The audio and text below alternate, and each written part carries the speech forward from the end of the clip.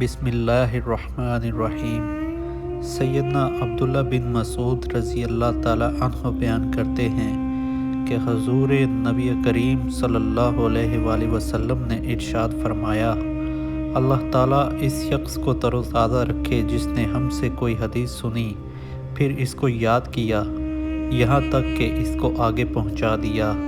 کئی ایسے لوگ ہیں جن کو حدیث پہنچائی جاتی ہے، وہ سننے والوں سے زیادہ یاد رکھنے والے ہوتے ہیں۔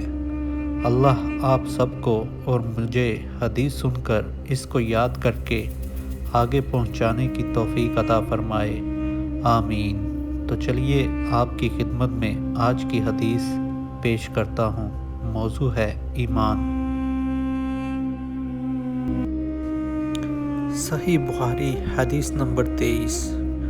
رسول اللہ صلی اللہ علیہ وآلہ وسلم نے فرمایا کہ میں ایک وقت سو رہا تھا، میں نے خواب میں دیکھا کہ لوگ میرے سامنے پیش کیے جا رہے ہیں۔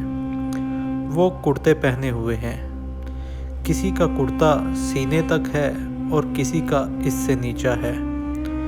پھر میرے سامنے عمر بن خطاب رضی اللہ تعالی عنہ لائے گئے۔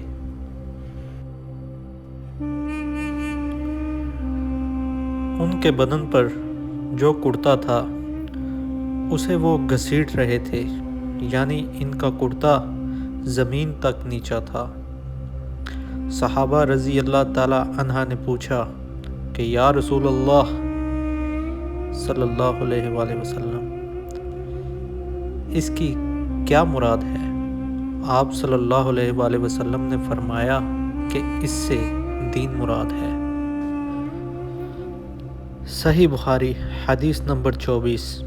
ایک دفعہ رسول کریم صلی اللہ علیہ وآلہ وسلم ایک انصاری شخص کے پاس سے گزرے،